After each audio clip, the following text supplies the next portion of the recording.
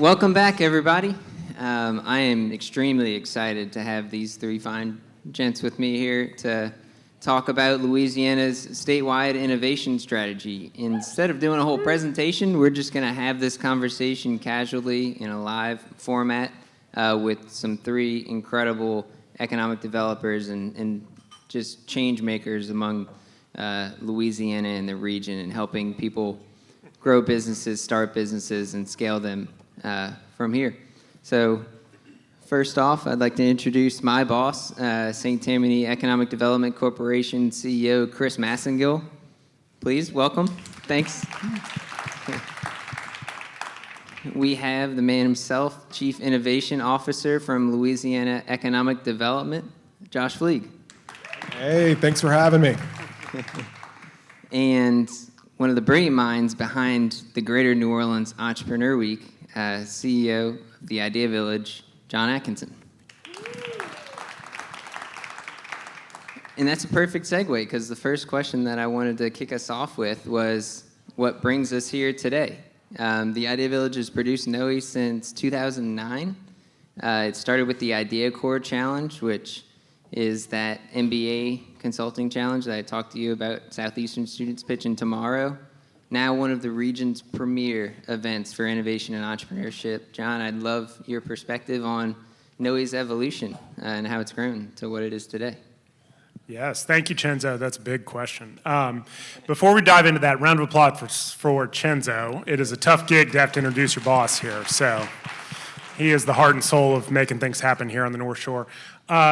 Super excited to be here with y'all today. Again, my name is Jon Atkinson, CEO of the Idea Village. For those who are not familiar, we are a 501c3 nonprofit that works to catalyze startups around the region. We're incredibly grateful to be partnered with STartUP Northshore to be powering the Idea Institute program, which we run year-round. We also really lean into what we call signature events. So New Orleans Entrepreneur Week, which today we're officially kicking off, is a big part of those signature events. It is going into its 15th year, which is really, truly incredible. And it is an opportunity to highlight and celebrate innovation across the region, and to really be sort of the front door of the entrepreneurial ecosystem. So if you're coming in here today for the first time, we hope that you're seeing that in real time, that this is an amazing series of 45 different events that take place over the course of this week, culminate in the NOEW Summit, which will be at Loyola University's campus on Thursday and Friday. And it's just a real opportunity to celebrate you, to think about what's new, to think about what's next, to hear from national thought leaders, but also to share the stage with those national thought leaders. And so just incredibly excited to be able to carry that forward and to grow that platform for our region. It's awesome. I mean, if you haven't been to New Orleans Entrepreneur Week, I mean, I guess today you've been now to New Orleans Entrepreneur Week, but if you haven't been to any of the events over the week in New Orleans City proper and around town, I highly encourage you to go. It's totally free to attend all of it. We've got a registration code at our registration table. You can sign up. I'll be there basically every day, Tuesday through Friday, maybe into Saturday. It's a blast. Incredibly insightful. You learn a tremendous amount, and you get to meet a lot of other folks that are inspired just like you to build really interesting, innovative businesses right here. I'd like to kick it over to Chris. Tell us a little bit about what it means to have an event like this on the North Shore and what it says about how our ecosystem has grown.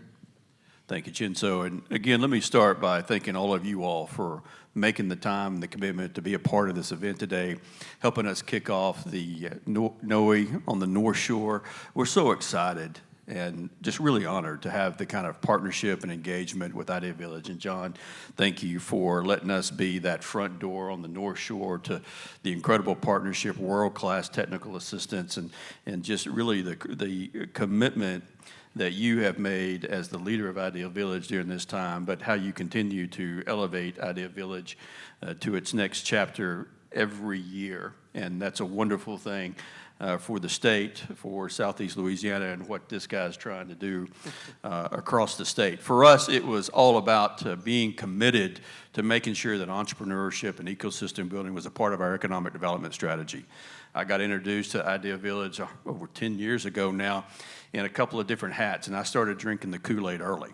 And when I got to St. Tammany, and we recognized that the enormous potential, the legacy entrepreneurs that had come from the North Shore, right here in our backyard, the fact that we had retooled and rebooted economic development for us here in St. Tammany Parish, and just the commitment that my board and us as an economic development organization, we knew that we wanted to step up and be an ESO or an ecosystem support organization for entrepreneurship. And one of the first things that we did is that I connected with Jon. I said, Jon, how can we, as an economic development practitioner, really get into this space to support the incredible work that you're doing already? We know, because he had educated me about the folks that were coming from the North Shore trying to access all of those incredible resources and programming and technical assistance. And so when we engaged our former partnership, and we do have a former partnership with the Idea Village to really help be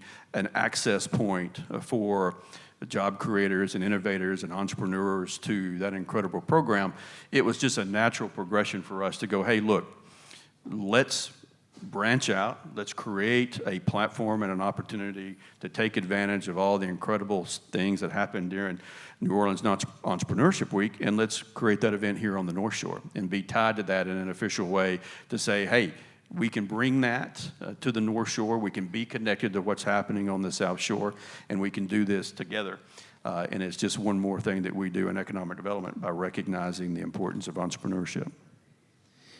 And I have the great pleasure of leading the STartUP Northshore initiative and working with Chris and sharing their vision and how do we connect, the ecosystem on the North Shore, not just among St. Tammany, Washington, and Tangipahoa parishes like our footprint covers, but how do we really engage with partners and ecosystem providers in New Orleans, in Baton Rouge, in Lafayette, and North Louisiana, and across the region, so that we know, a rising tide rises all ships, or however the saying goes, something along those lines. But we're incredibly proud to have hosted now our third NOE event in a row annually, and it's grown in size and scale every year.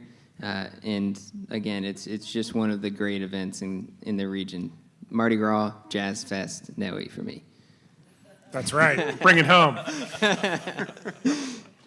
Josh, I want to cover some of the things that are happening at the statewide level. There is a real focus that y'all have placed on events like NOE and like Innovate South and Lafayette.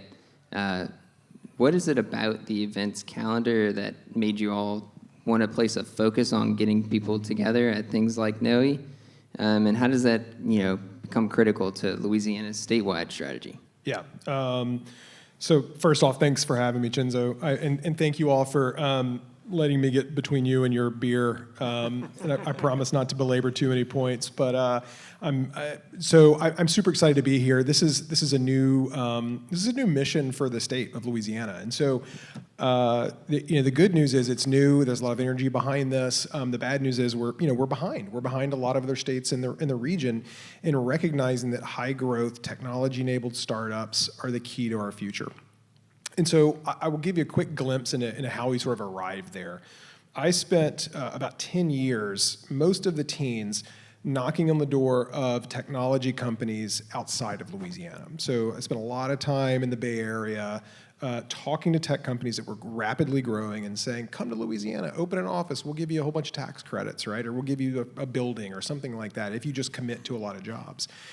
And so if you look at that 10-year effort, we had some wins in that space. It wasn't completely fruitless, but what we discovered was that we're never going to create great wealth by getting expansion opportunities from other places in Louisiana. IBM might open an office in Baton Rouge and hire a few hundred people, and that's good, but those dollars still flow back to upstate New York where they're headquartered, right? The same can be said for a lot of people that expand into our market. That's good. We had a huge announcement today from Hyundai Steel. They're going to hire 1,300 people in Donaldsonville. That's a big deal. It's a lot of money that's going into the ground there. But the reality is, if we want to create wealth, we want to create more white-collar jobs, more knowledge-based jobs in Louisiana, we have to grow that stuff from the bottom up. We have to, and this is a 20, 30-year effort that is, we're behind the 8 ball. And so it's investing in those systems, it's investing in partners like Idea Village and like St. Tammany Corp, so that we can enable more services and more capital and more support to grow things from the ground up here, so that we have more Fortune 500 headquarters in 20 or 30 years. That's the point, that's the mission. The events piece is actually interesting for a handful of reasons, right? One is it drives a lot of energy into the ecosystem. It now allows for a ton of connections. So a lot of folks are trying to, obviously it's not even that complicated. It's about trying to get your idea vetted. It's about trying to make connections for investment or for coaching or for all the things you need as an entrepreneur. All the things that actually exist in a place like Louisiana, but we just don't often have that kind of connective tissue to those various pieces and parts. So we got to continue to do a better job of providing some of that connective tissue, and events is a really good way to do that. It also gets elected officials really excited that things are happening. And so when I get to go ask for money, I can say, well, this big thing was happening over here, and all these people went to it, and it served a lot of people across Louisiana. And there's also economy of scale to helping to share the success that NOE has had in the greater New Orleans region, and bringing some of that model and that success to other parts of the state that are primed for growth and fully engaged and are going to dedicate some of their own resources to it. They've got a lot of lessons they can learn, because these guys have been at this for 15 years, and they've poured a lot of money into it, a lot of man hours into it. And it's grown organically. It's obviously we're here in St. Tammany because of growth from what started in the middle of downtown New Orleans. I think we can continue to just move that out further and further and further, all the way to the borders of the state. So I like events because it drives energy, it drives enthusiasm, it allows that connective tissue, and then ultimately allows us to go ask for more money.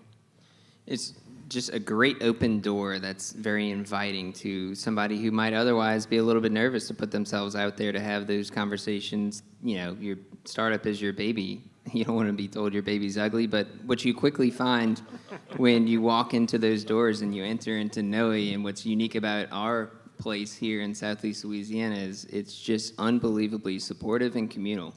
People are not going to reject you. They're here to help. They want to ask questions. They want to help you kill bad ideas fast, but they want to give you the support to find that good idea and iterate. And events are just a great open door, and we're privileged to have those here. Well, I was just going to reinforce, you mentioned it's community.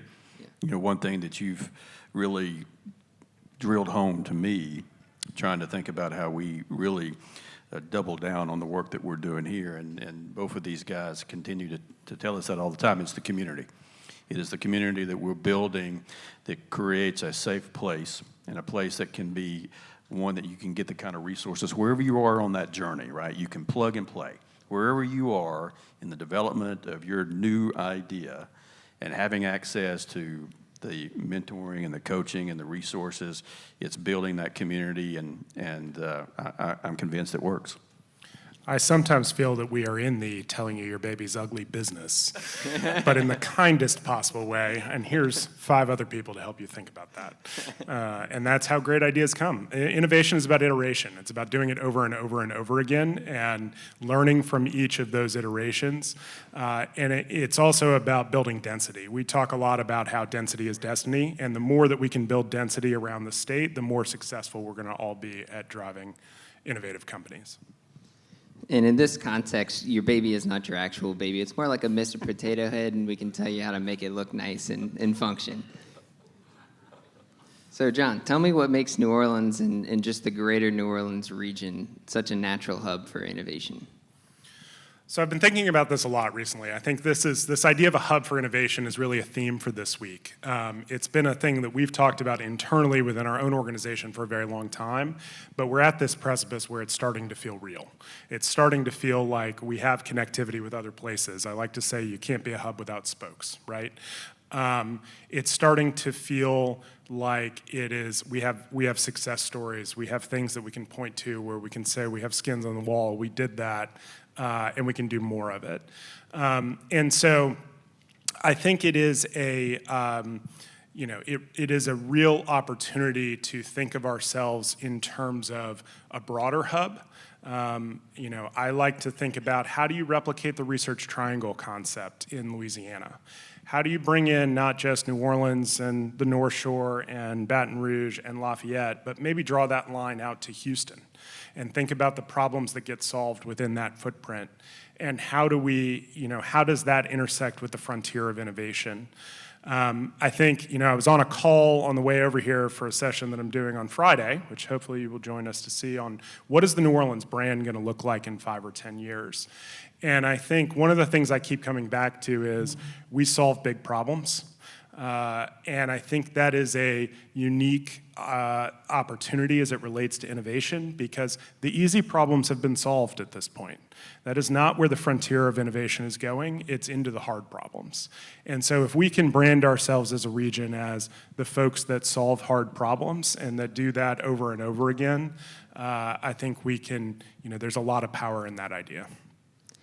And we are in so much proximity to very hard and very big and very impactful challenges, being on the coastline, with the climate tech, with focus on culture tech and the creative comedy here.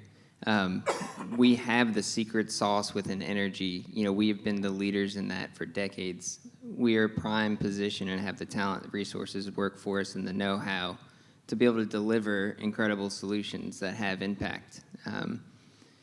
So, Chris, you and the team at St. Tammany Economic Development Corporation have taken a regional thought process to ecosystem building as well. You represent the economic development organization for St. Tammany Parish, but maybe it wasn't always the case, but you ultimately landed on starting StartUP Northshore, an initiative in partnership with 2 other economic development organizations and covering 3 parishes. Tell me a little bit about the logic behind that and what made you all decide, hey, let's make this a regional program and not just St. Tammany. I appreciate you asking that, Cenzo. One, because when we started thinking about what the Entrepreneurship Support Organization was going to do for us as it relates being a part of our mission, we knew that it needed to be bigger than just St. Tammany. Yes, St. Tammany can be an anchor, it can be a touch point, we can increase our reach, but it was also about increasing access and opportunity. We knew that we had entrepreneurs right here in our backyard.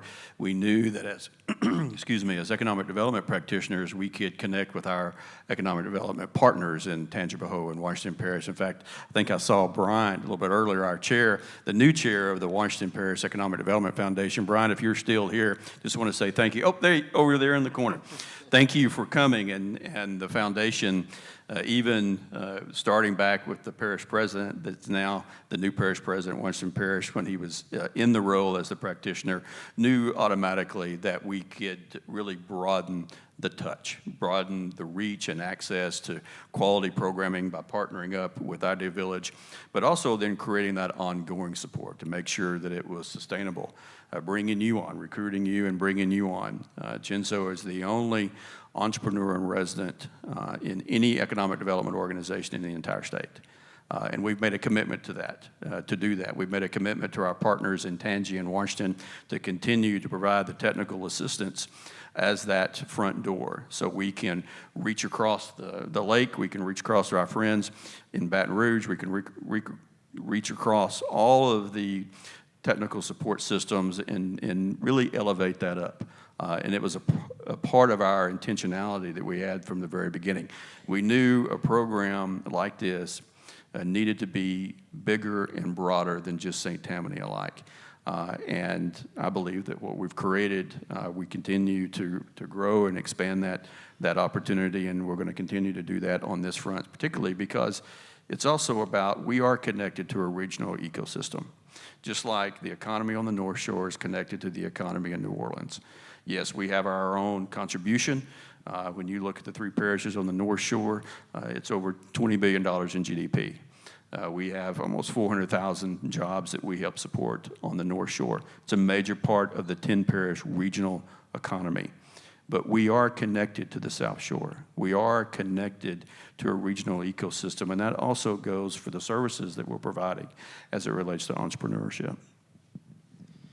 More power in numbers. And, when we're able to have great touch points and great partners in Washington, and we've got incredible relationships that we've helped to build and strengthen, not just build, it's historical, but been able to strengthen through an entrepreneurship lens with the Small Business Development Center in Hammond and Southeastern Louisiana University, where there's just an incredibly talent-rich pipeline of big dreamers and the folks that make up the fabric of our communities. How do we champion them and give them access to the resources that allow them to go from an idea that you're going to write down on a napkin after a couple drinks to something that you can exit and do it all the way from there to the exit from here. Josh, you've seen a lot of the evolution of the ecosystem and not just in greater New Orleans, but across the state for probably decades. I don't know if I want to, I'm old. I'm not going to age. I don't want to age you. Right. But definitely in the last few years, and of course with the restructuring, what's happened at the state level and some of the new initiatives about Louisiana Economic Development. And we wanted to get to a presentation with you, but maybe you can quickly give us a little bit of the 15 to 20 minute presentation in a couple minutes here. In 90 seconds. Better grab a beer, you're going to need it. Yeah. You've got longer than 90 seconds. So yeah, look, I mean, the world has changed tremendously in the last 15 years. Coincidentally, the last time that Louisiana Economic Development sat down and did a strategic plan was 16 years ago. And so what has really changed, if you look at, by every measurable way, whether it's market cap or revenue or whatever, the companies that run the country are technology companies today. I mean, look at Inauguration Day. Who watched any of the Inauguration Day coverage this last January? Who was in the room? Right? It wasn't Mary Barra from GM. Right? It was not Shell. I mean, I'm not knocking Shell. They're a big employer here. They're very important to us. But the reality is, it was full of tech bros. The world is a very different place today than it was 15 years ago, and we're late to that. We're late to that game, and all the wealth creation happened in another place. And I'm going to unpack John's point, or just piggyback on that a little bit. Those guys actually solved kind of problems that are not that even interesting anymore, right? They got really good at stuff like ad tech. That's how they made billions and billions and millions of dollars. NVIDIA is a multi-trillion-dollar company because they were trying to solve like better graphics for video games. And so those are interesting problems. They're not as interesting anymore. Now it's like, how do we stop coastal erosion with AI? How do we solve poverty? How do we use Louisiana's problems as opportunities, and recognize that like we've got a lot of acute issues here that can actually be fixed with technology and investment in companies that can solve really hard challenges with tech. But we weren't doing anything about it, right? We weren't investing in those companies. We weren't investing in systems to help coach those companies. We weren't connecting those companies with potential buyers, whether they're here or somewhere else. Like, we were just hanging out and saying, all right, there's a big patch of grass. Let's go run some natural gas to that in case, we got a factory that wants to come. Not saying we shouldn't do that. We still got to keep doing that. But we got to do this as well. And that is our shop. That's what we're doing. They're saying, how do we make sure that we're dedicating resources, federal and state money, into the coaching and the capital and the connections that matter to enter the technology revolution of the race? And we got to play catch up, so we got to move very quickly. Yeah, coaching, capital, connections, those are three of the very, very critical things that you'll see on, our logo that we plaster around of what makes for a good ecosystem. Half of my job is helping people reduce the number of conversations it takes to get to a result from 6 to 7 to 1 or 2, helping folks navigate that process, making connections to access capital, and preparing you to go get an investment from Michael and Boot 64, like you heard from earlier. These are all really, really critical, and like you mentioned, statewide strategic plan that hasn't been there for 15 years. Now you have one. What role does policy play in building a business ecosystem that supports us? Yeah, it's a loaded question. Yeah. How much time do we have? I think there's a couple of ways, and part of this is personal philosophy, and then part of this is just a function of like what we need to do next, right? So when it comes to innovation, we know policy is better than a lot of policy, in the sense that, I'll give you a good example. So Waymo began testing their self-driving cars in New Orleans on February 17th, and they did a couple-week test case. They're going to go back to California, look at some data, and come back in April. And the first question they asked when we spoke with them was, are there any laws in Louisiana or the city of New Orleans that would prohibit, autonomous vehicles from driving? And I didn't actually know. So I said, no, we're good. And then I went and checked it out later, and luckily, luckily we are good. But the reality is that's exactly what they wanted to hear, right? Because there's not a state lawmaker here, or there's not a policymaker, or there's not a lobbyist here that's really, well suited to pass some legislation to inform the future of autonomous driving, because we have no experience with that. So right now, the world's changing so quickly, we want to make sure that we're not shooting ourselves in the foot from a policy perspective, so that we're open to innovation here. We're not getting in entrepreneurs' way, or we're not getting in tech companies' way from seeing Louisiana as a good place to come in either, right?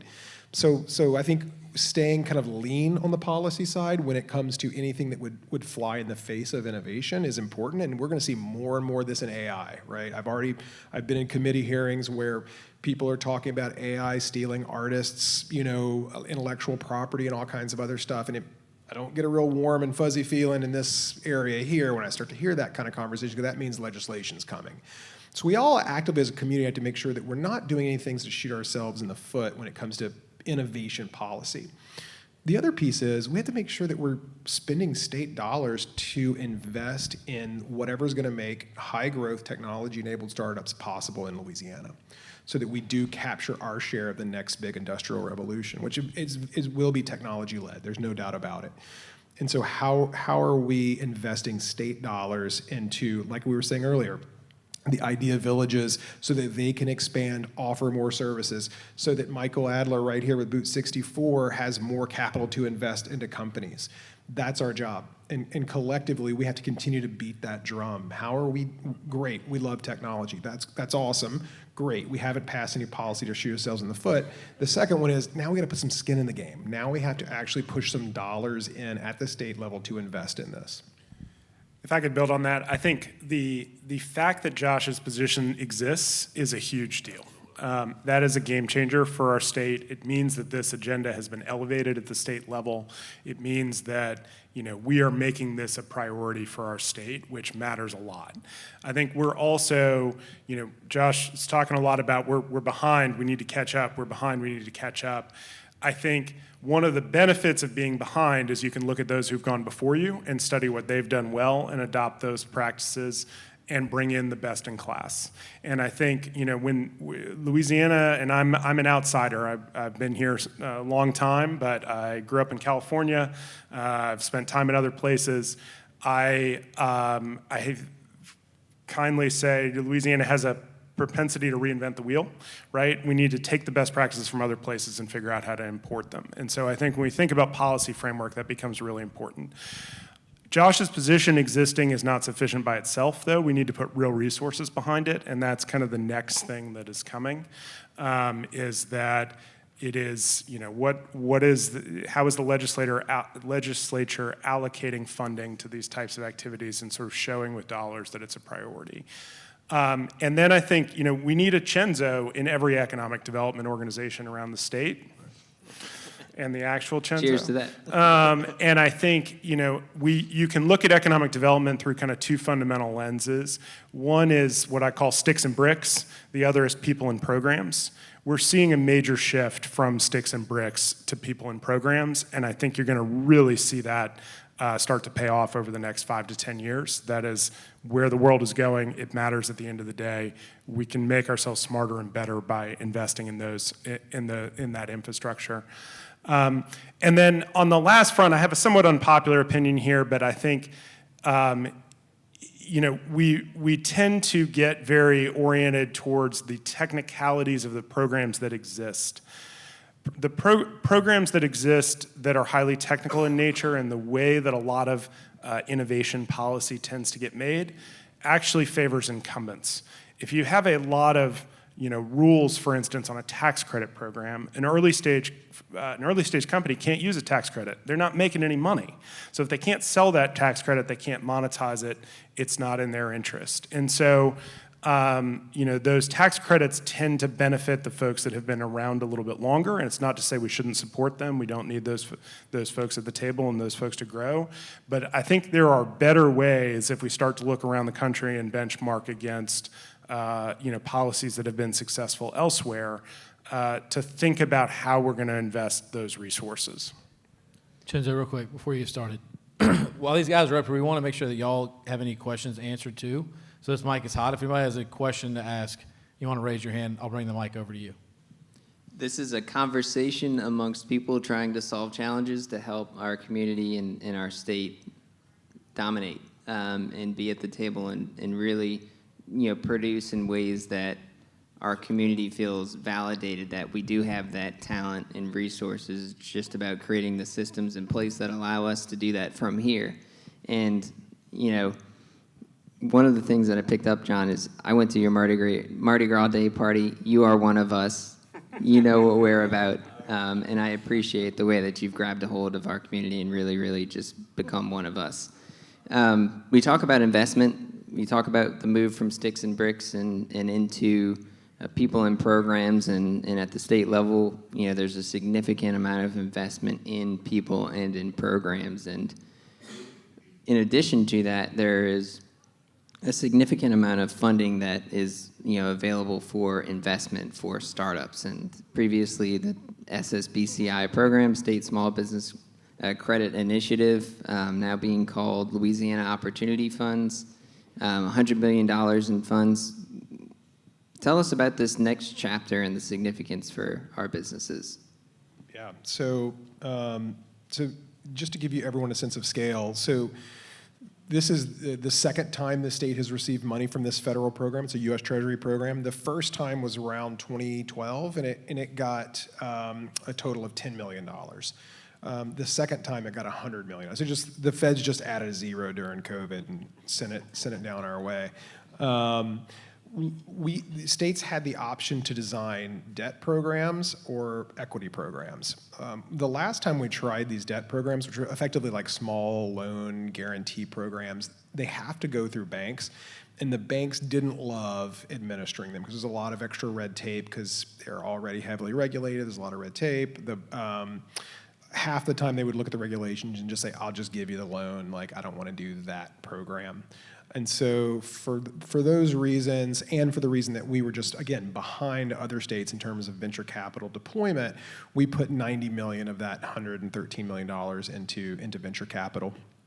And so currently we are a limited partner in 7 different venture capital funds across South Louisiana, most down here in the southeastern corner of the state. One of them I'm seeing in the front row right here, Boot 64. But we've got more coming. So we have about another 3 or 4 that are in the queue where they go raise a private dollar. They can raise anywhere from $5 to $10 million, and then we will match them $5 or $10 million. Momentum Fund. I forget that Jon Atkinson is also as part of this program. And so some states went and said, this is a challenging program to get our head around. We're going to go find one super rich investor or some big company or some big foundation. We're going to put all the money into one big fund, and then they're going to just administer it, and the problem's going to go away. And that seems cool but lazy. And I said, no, I think what we actually need to do is begin to change the culture of investing in Louisiana, certainly seed level investing in Louisiana. So we need more institutions writing more small checks in Louisiana to begin to change that culture. We've got Tulane is a partner. That's one of the universities. I need all of the universities. So I spend a lot of time talking to other universities, trying to get them to match my capital with some of their capital to write more small checks to help commercialize small companies potentially coming out of the universities. I need the pensions involved. I need more community foundations involved. So all of this is in an effort to spread the dollars around in smaller chunks to more organizations, not because it's like venture math, which is also the way venture math works, is just like spray around a lot, and it's kind of like Moneyball. Eventually you're gonna get some returns in there. But also to begin to shift that culture and just get more people deploying at-risk capital in Louisiana and betting on technology-based, startups. That's it. Can we get a round of applause? Josh just said the state of Louisiana has $100 million to play with and invest in startups. That is unprecedented capital that's available. And it looks like we got a question in the crowd. I'll always be the icebreaker. So, John, I'm an insider and an outsider hybrid. I was born in Louisiana, but I spent most of my adult life in Philadelphia, but now I'm back. So my question to the panel is, where do you see micro-credentials in Louisiana's strategy? I think that's a great question. I think education is changing, right? I would and hope. how you think about education is also changing. I think there is, a big part of the work that we do is educating people on the startup process and how to go through, the customer development, the business modeling, the things that you would need to do to think about how to recognize a real opportunity. And I would love to see more people be able to advertise that they have those skills, right? And then be able to collect skills over time, and that kind of adds up to a unique skill set for that person. And so it is, I think it's really a cultural thing at the end of the day, is are people going to recognize those credentials, those badges? And the more people we can get to recognize them, the more value they have, and it sort of grows from there. Yeah, my immediate reaction is, and I don't know a lot about that world, but I can tell you it's all about value, right? Like in higher education, period. And so we're seeing across the board, it's not a Louisiana problem. In fact, our higher ed's still a value compared to a lot of other states, right? But the reality is the value of higher education has declined because the cost has gone up, and then the placement rate of people into high-paying jobs has declined at the same time. And so it's going to be increasingly challenging for schools, period, to justify that cost. And so I think people are going to be looking for value plays in all sorts of interesting ways. And at the end of the day, people just want to learn, and it needs to be like what it costs them in both time and money needs to be a value. And if micro-credential is the path, or YouTube premium subscription, $14.99 a month is the path, so be it. But Or ChatGPT. Yeah, that's right. Entrepreneurs are notoriously bad students, so that's also something to keep in mind, is that often people that are bad at school and the incentive systems around school tend to be great entrepreneurs. So, you have to find ways to educate them along the way. Trial by fire I think sometimes. she has a follow-up question. No, Chris, did you want to weigh in? No, ma'am. Okay. So I'd love to talk with all of you. I'm headed to Washington for the T3 Network Talent Forward, and micro-credentials is a place where I'd love to see Louisiana really take a lead. Thank you. Got it. Thank you. Yeah. We got another question in the back for you guys. Hi. I'm curious about your strategy to roll out AI across 5,000 small to medium businesses with the Artificial Intelligence Institute. Yeah. Oh, this is my favorite topic. Marry with Reverie, right? All right. Yeah, thank you. Okay, so this the big asterisk behind everything I'm about to say is if we don't get doged. Okay, so we're very fortunate in Louisiana, and I love bragging on Louisiana when we do really amazing things more than anybody. So Louisiana was the first state in the country to get its broadband equity and access deployment dollars out and earmarked for construction faster than 49 other states. So this is the big COVID relief program from DC that gave every state a bunch of money. Louisiana got about $1.4 billion to expand broadband networks to rural places, hard to reach parts of the state, underserved parts of the state. And so we moved really fast to get the dollars earmarked to expand those networks in 64 parishes. What was left over was a few $100 million in what they call non-deployment money from the feds. And the governor then broke those dollars up into smaller chunks and said each state department, based on your plan, here's your money. So LED got effectively $60 million of that money. And so some chunk of that money, should it not get doged, will go to upgrading small businesses with better tools. Now, we have pretty broad scope there, and what that means, they have to be technology tools and they have to use the internet. That's it, right? So like it's 2025, what tool would we pay for a small business that doesn't leverage the internet? Now, down from that, we don't know yet how that program is going to roll out to those businesses. What we have is a budget, and we have some unit economics around how much we can afford to spend on 5,000 small businesses.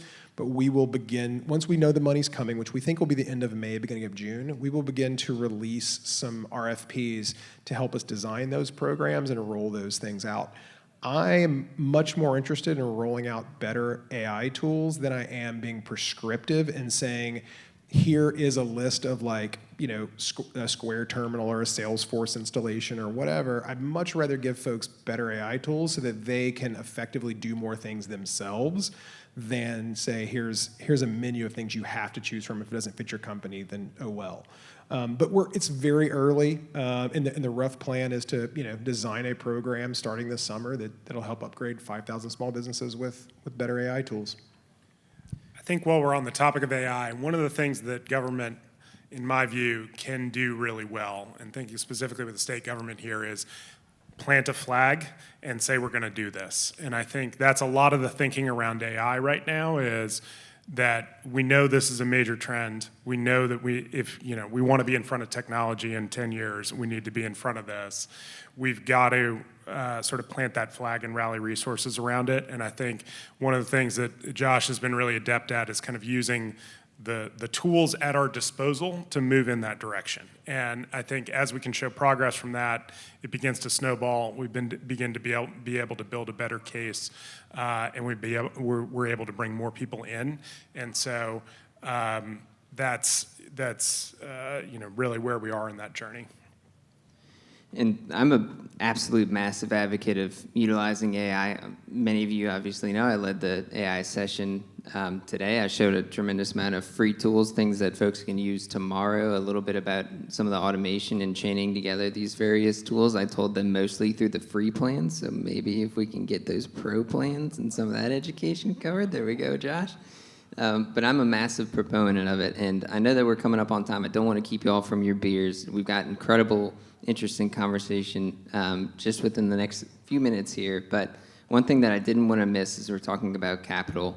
The Momentum Fund, I believe it's a $50 million fund at the Idea Village to be able to invest in companies, something like that. You can correct me, but so you have your own ability to invest in companies. I would encourage you all to go and see those folks from their Village X Accelerator pitch at NOE this year. But what I really want to round that out towards is the Third Coast Venture Summit, which is in strategic alignment with NOE and with Tulane Book Fest. Brand new last year and its second year this year. Tell us a little bit about that. So we're thinking a lot about capital right now, right? $100 million investment in the state is a really big opportunity. Momentum Fund is not $50 million. That would be amazing. $7 million, but we're working on it. I don't know where I got that from. I'm sorry, John. But it's a huge start. It's way more than we've had at any point in our history. And we're using that to invest in companies that are going through our accelerator program. So if you go through our Village X program, you're getting a conditional allocation from Momentum Fund, typically starting around $100,000, that if you close subsequent financing, we're going to invest in you to amplify whatever it is that you're doing. I think that's that's a really big opportunity that's been enabled by SSBCI. Our fund has a mix of private capital and SSBCI in it, and we're excited to see more of those around the state. I think, as we think about ecosystem building, we think a lot about capital, customers, talent, and access to interesting problems. That's kind of our theory of change model, that if we can bring together those resources and center them around entrepreneurs, good things are going to happen. One of the gaps that we've seen in the capital landscape is that I was at a cocktail party about 2 weeks ago, and someone who shall not be named, but I think is new in the SSBCI portfolio, came up and was talking to someone else, and I said, "Oh, seed capital is not a problem in Louisiana." And I went, they were trying to pitch later stage funding. And I was like, if that's true, we're just going to all take a victory lap and call it a day here. But I think, seed capital is much less of a problem than it was 5 years ago, even 3 years ago. And so what we're seeing is that companies are getting to a certain point where they've raised $500,000, $1 million. They've implemented against that. They've started to get traction. And now they really need national investors to come in and fund the next step. And so what we're trying to do with Third Coast Venture Summit, which we've built as kind of a second signature event on top of New Orleans Entrepreneur Week, is build a dedicated platform that invites in national investors, specifically national investors who are focused on investing outside of the coasts, which there are an increasing number of, and starts to build the rhythm, starts to build the habit of them coming to New Orleans to invest. We're also inviting in companies from across the Gulf South, so we're trying to build connectivity. We're trying to build the spokes in that hub by inviting in companies from Texas to Florida and showcasing that there is great talent here. And so we're in our second year. We have, I think, 80 national firms represented at the event that will be happening next week. Some really great companies. And we're excited to continue to build that platform and hopefully help plug some of the gaps around later stage capital and the ability to connect and grow beyond Louisiana. Because at the end of the day, that's what this is ultimately about, is we're incubating companies here that can compete on a national and global scale, and that can become new industry leaders. And if we can do that and we can do it over and over again, we're ultimately going to be successful. Yeah, that's fantastic. I mean, second year running, it's a phenomenal event. Talking coaching, capital, connections, all the coaching that you get from all the mentors through all the different organizations that we represent, get you prepared to get into that room, which grants you access to the connections, and the capital is in the space. Let's close those deals. So let's round us out. One last question. I want to go across all of you. We'll go in order. What makes you most excited about the future of innovation and entrepreneurship in Louisiana, Chris? Well, I definitely think the future is bright. And I think our role as economic developers to recognize that entrepreneurship is economic development. Being able to seed that, create a space, the programming, the technical assistance to make sure that that is a part fundamentally of the strategy is a part of that role that we have as economic developers. And we're going to continue to do that as it relates to St. Tammany Economic Development Corporation and StartUP Northshore. So I think from that perspective, the team, the collaboration, letting people who know this space excel is going to be critically important. And I'm very excited about that. I think that we can compete. We've got a history of being able to compete, and we're going to continue to do that under this governor's leadership, Secretary Bourgeois, and the kind of partnerships that we're creating. I think it's just tremendous. And before I pass it to Josh, I just also want to say real quickly a special thank you to the Arena Collective team. Jared and Lauren and you guys are amazing partners. Thank you for stepping up and joining us on this and really elevating the NOEW on the North Shore experience. And thank you all very much for that. Yeah, so there's like the day job thing I'm excited about, and that's getting more than 5 or 6 parishes that are currently doing this in the mix, right? I mean, to your 64 parishes in Louisiana, I can say with confidence 5 or 6 have some sort of this, right? And so we got a long way to go. There's an unlimited amount of growth there to get more participation and entrepreneurship and startup growth in Louisiana. So it's all uphill. The other thing I'm just super excited about is AI. I mean, I think that it's our chance, kind of what Jon was saying earlier, we missed Web 2.0. That ship has sailed in terms of driving wealth and creating a lot of jobs for Louisiana. I think AI is our opportunity to kind of get back into the mix and just kind of skip over a couple things and also kind of solve some Louisiana problems, whether it's poverty or literacy or coastal restoration or whatever that looks like. I'm super excited about the evolution of computing and applying that to Louisiana's problems. It's a great equalizer. I gave us some introductory concepts, but the time is now. This is not one of those technologies that's going to come and go. It is part of the world. It will forever be part of the world. From my perspective, it will be as disruptive, if not more, as the existence of the internet. We're at the precipice of it. To plant the flag now, extremely important. I think I'm most excited about what feels like an exponential explosion of the number of people who are talking about and focusing on these issues. I think that's a tremendous asset.